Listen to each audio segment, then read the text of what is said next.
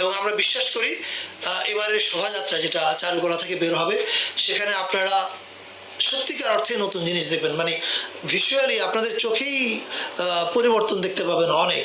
সেটা এখন আমরা ডিটেল না বলছি, ইটস এ টিজার। যারা অংশগ্রহণ করবেন তারা প্রত্যেকে নিজেরাই নিজেদের চোখে দেখতে পাবেন যে পরিবর্তনগুলো কিভাবে ঘটছে। তবে আসলেই নতুন কিছু দেখবেন, নতুন রং দেখবেন, নতুন গন্ধ পাবেন, নতুন সুর পাবেন। আর এছাড়া অন্যান্য অনুষ্ঠানের তালিকা বুলেট পয়েন্ট করে আপনাদের এটা বন্ধ করে দিলে ভালো হয়। বুলেট পয়েন্ট করে নিশ্চয় দেওয়া হবে। মাত্র তো আমরা মিটিং শেষ করলাম, ফলে রেজলিউশন লিখতেও সময় লাগবে। আমার মাথা থেকে আমি কয়েকটা বলতে পারি। একটা হচ্ছে চৈত্র সংক্রান্তি উপলক্ষে শিল্পকলা একাডেমিতে একটা রক কনসার্ট হচ্ছে, যেখানে Chakma band, Garo band, Marma band, Bangla band এরা সবাই মিলে পারফর্ম করবে। আবার চৈত্র সংক্রান্তি উপলক্ষে সোহরাওয়ার্দী উদ্যানে যে মুক্ত মঞ্চ আছে সেখানে বাংলার বাউল এবং ফকিররা গান গাইবেন, ওদের একটা উৎসব হবে ওখানে। এছাড়া 14 তারিখে সংসদ ভবনের সামনে একটা সাংস্কৃতিক অনুষ্ঠান এবং ড্রোন শোর আয়োজন করা হবে। ড্রোন শো হচ্ছে চাইনিজ এমবিসির সহযোগিতায়, তারা আমাদেরকে এই সাপোর্টটা দিচ্ছে। সেখানে আপনারা বিকেলবেলা গান শুনবে এবং সন্ধ্যার পরে দেখবে যে সংসদ ভবনের উপরে বাংলার আকাশে কিছু ড্রোন দিয়ে কিছু ইমেজ তৈরি করা হচ্ছে।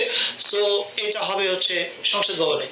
এছাড়া সুরের ধারার কথা আপনারা জানতেন যে তারা লালমাটি এবং চিনমতি সম্মেলন কেন্দ্রে করতো, কিন্তু এবার তারা করবে হচ্ছে ধানমন্ডি 8 নম্বরের যে রবীন্দ্র সরোবর এবং এর পার্শ্ববর্তী এরিয়াগুলো যে আছে সেখানে তাদের গানের অনুষ্ঠান হবে এবং মেলার মতো আয়োজনও সেই জিনিসগুলো হবে।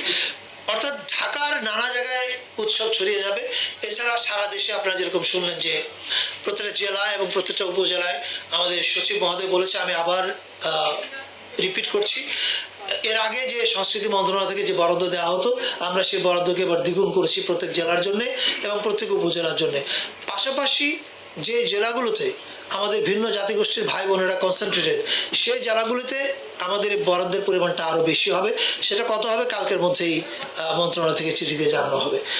আপাতত আমার এই বলবার কথা এই আছে। আর আপনাদের কোনো প্রশ্ন যারা নিশ্চয়ই, এটার নাম ছিল আনন্দ শোভাযাত্রা, সেখান থেকে হয়েছে মঙ্গল শোভাযাত্রা, রাইট? যেই নাম একবার পরিবর্তিত হয়েছে, যদি সবাই সর্বসম্মত হয় তাহলে আবার পরিবর্তন হতে পারে, আবার যদি সবাই সম্মত হয় পরিবর্তন নাও হতে পারে। এটা কালকে সবাই নির্ধারিত হবে। আসছি ঢাকা বিশ্ববিদ্যালয়। আরেকটা প্রসঙ্গ হচ্ছে এই যে এবারের উৎসবটা কিন্তু আর শুধু বাঙালিদের না, শোভাযাত্রা যেটা এটা বাঙালিদের শোভাযাত্রা না, এই শোভাযাত্রা বাঙালি, চাকমা, মারমা, গারো প্রত্যেকের। ফলে আমাদেরকে দেখতে হবে যে আমরা এমন একটা নাম যেন না দিই যেটা শুধুমাত্র আমাদেরই হয়, ওরা আর ইনক্লুড হতে না পারে, ওরা যেন ব্র্যাকেটে না পড়ে যায়। You know what I mean? So এইটা নিয়ে কালকে আমাদের আলোচনা হবে এবং যেই নামটাই হোক পাশাপাশি এটাও থাকবে, যেমন চাকমারা করে হচ্ছে চাকমারা উৎসবটাকে নাম করে হচ্ছে বিজু, রাইট? আর আপনারা ডাকেন হচ্ছে সাংরাই, মানওয়ারা ডাকেন হচ্ছে সাংরাই, রাইট? সো একটা সেন্ট্রাল নাম থাকলে পরেও ভেতরে যেই ব্লকটাতে চাকমাদের শোভাযাত্রা হবে, যে ব্লকটাতে গারোদেরটা হবে, গারোদেরটার সামনে ওদের আপনার নামটা দেখতে পাবেন ওয়াঙ্গালা, বা ওদেরটার সময় দেখতে পাবেন আপনি সাংরাই। এটা আমরা এবার এনশিওর করবো। আর সেন্ট্রালি এটা কি নামে ডাকা হবে, যে নামে সবাইকে একটা ছাতার মধ্যে আনা যায়, সেটা এখন পর্যন্ত কোনো সিদ্ধান্ত হয়নি। কালকে মিটিংয়ে বসে সিদ্ধান্ত হবে। এবার আর শুধুমাত্র বাঙালিদের শোভাযাত্রা হচ্ছে না, এবারে শোভাযাত্রা আমরা সবাইকে ইনক্লুড করছি।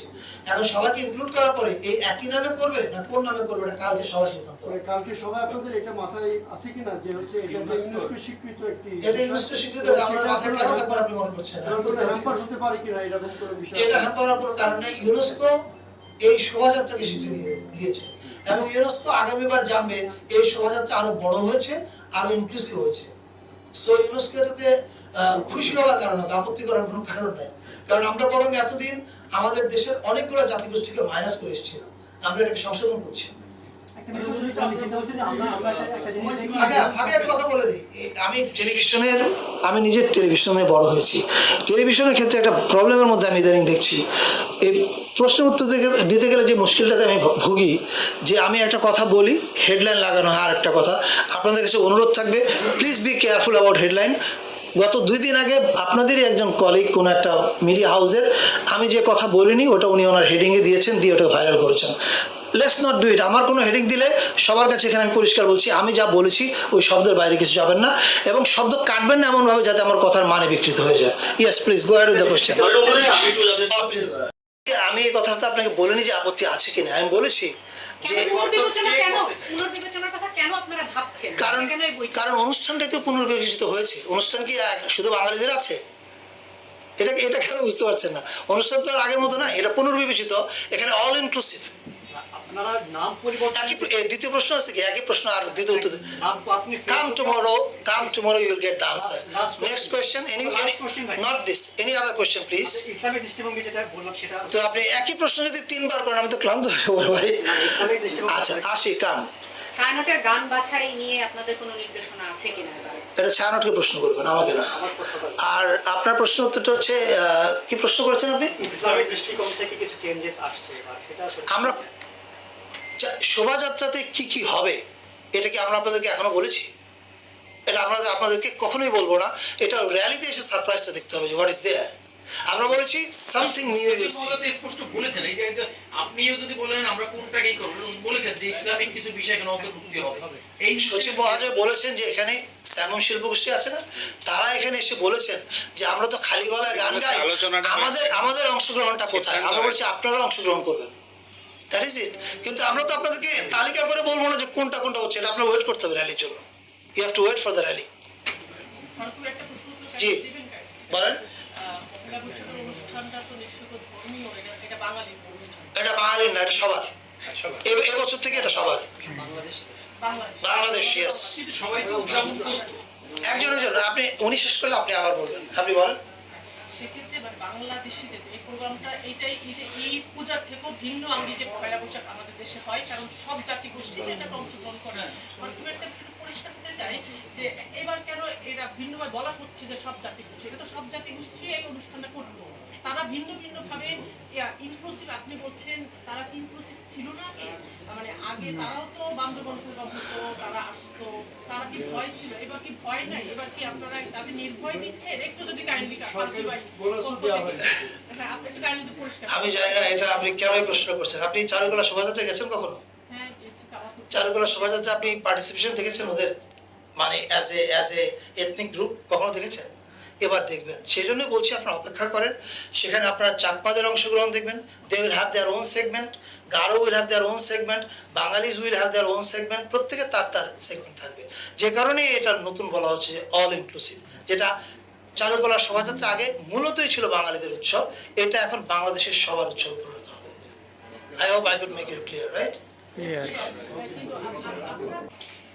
সরকার ইতিমধ্যে ঘোষণা করেছে, আপনারা জানেন, প্রেস সেক্রেটারি সাহেব বলেছেন আমাদের লাস্ট ক্যাবিনেটের ডিসিশন, যেই পকেটে আমাদের ভিন্ন জাতিগোষ্ঠীর মানুষেরা আছেন তারা তাদের উৎসবের দিন, কেউ যদি কারো উৎসব যদি হয় চৈত্র সংক্রান্তির দিনে, উনি চৈত্র সংক্রান্তির দিনে ছুটি পাবেন।